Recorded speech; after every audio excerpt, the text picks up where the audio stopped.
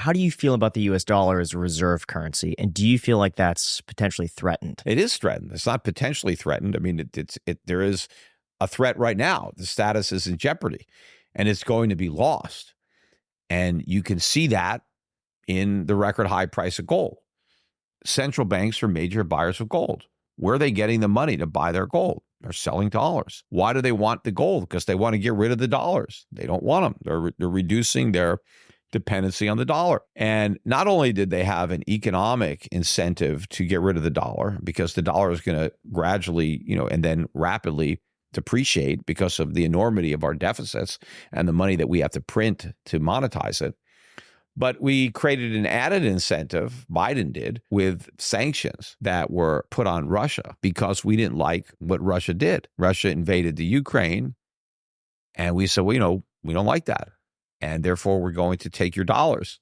We're going to kick you out of the global SWIFT system. We're going to confiscate, your treasuries. And, right or wrong, whether you agree with Putin or disagree with Putin, right? That's immaterial. Doesn't matter. All that matters is we told the world America decides whether you get to keep your dollars, whether you get to keep your treasuries, and we have to approve of your conduct. And if we don't like what you're doing, it may not have to be a war. It could be anything. This is the precedent.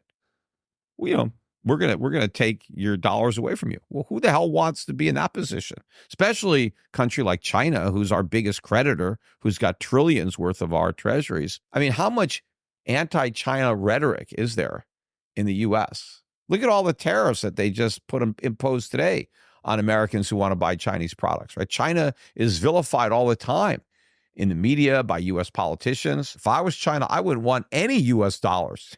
I wouldn't want any treasuries. I mean, it's only a matter of time before we sanction them and freeze their assets. How much of that is justified with China? None of it.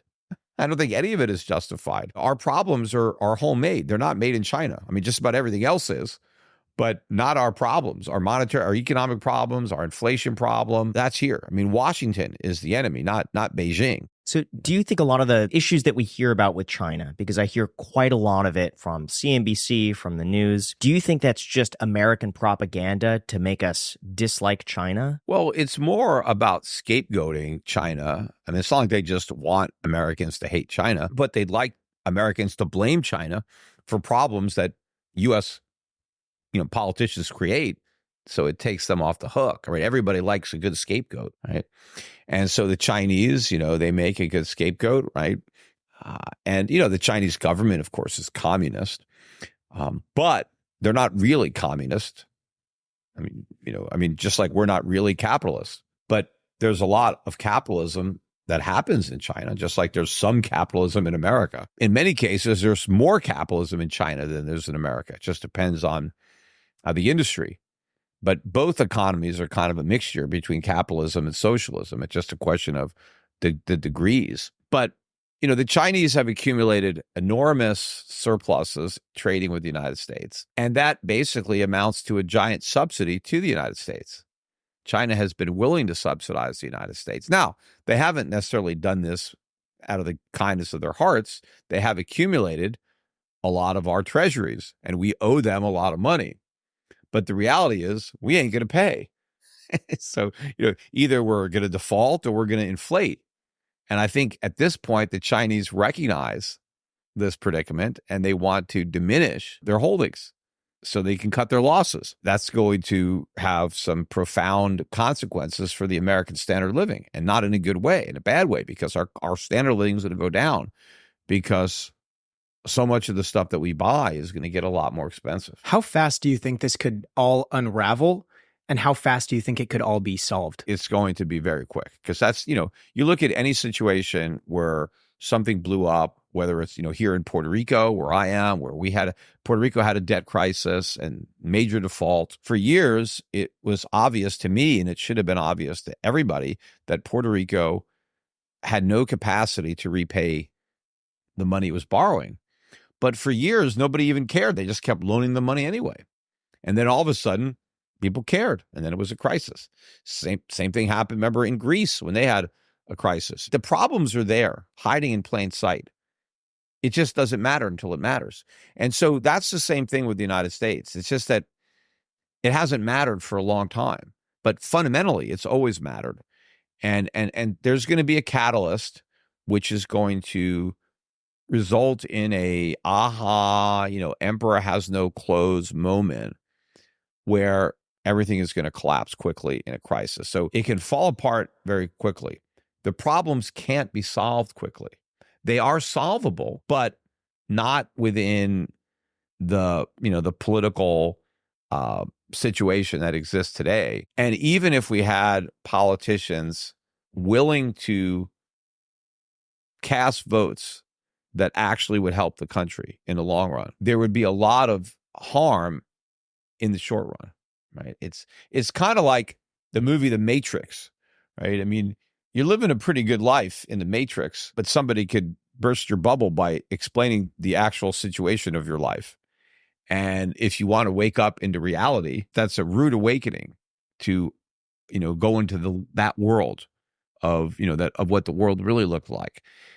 And you can't, be in that pretend world. Now, a lot of people would prefer to live in the pretend world of the Matrix. But the problem is, what happens if something happens to the Matrix breaks down and now you're thrust into reality, right? But the voters don't want to tell, or the politicians don't want to tell the voters they're in the Matrix. So what needs to be done? We need to, rebuild the industrial nation that has been destroyed over the years by taxes and regulations. We need to rebuild savings. Americans have to stop living beyond their means. They have to stop buying stuff they can't afford. They have to save their money, delay gratification. People have to work, productively, not just in the service sector, but we have to produce. And asset prices have to come down. People are going to have to lose money. Interest rates have to go up even more than they have. This is going to be very disruptive for a lot of people. And a lot of people are going to have to be told that they're not going to be able to retire, that, their retirement savings are inadequate, that Social Security, Medicare are broke, and you can't, you're not going to get what was promised to you because government has to cut a lot of spending. And, the politicians don't want to tell the voters that because the voters don't want to hear that and they're not going to vote for them. But that doesn't mean that the voters are going to get all the benefits that they have been promised. They're not going to get them. They may receive the money, but the money is not going to buy very much. And that's really what counts. It doesn't matter that I get a Social Security check. What matters is, can I buy food, right, with my Social Security check? And if the answer is no, right, then what difference does it make? And it's interesting because even my father pointed this out in his book, The Biggest Con. And this is back from the 1970s. He had published an excerpt from the Congressional Record. And this was William Proxmire who said this, who was the chairman of the Senate Committee on Money and Banking. And they were talking back then about Social Security and what to do. And, they ultimately raised taxes and stuff like that. But they talked about the precarious situation of the program back then. Proxmire said, look, at the end of the day, Social Security obligations will be paid. America, we have a printing press, and we're going to use that printing press to pay these benefits. The benefits may be worthless when the recipients receive them, but they are going to be paid. And so this is a high-powered senator admitting that Social Security benefits may be worthless, but people are going to get them. And that's a big statement. And if Social Security benefits are worthless, then the dollar is worthless because that's what Social Security payments are.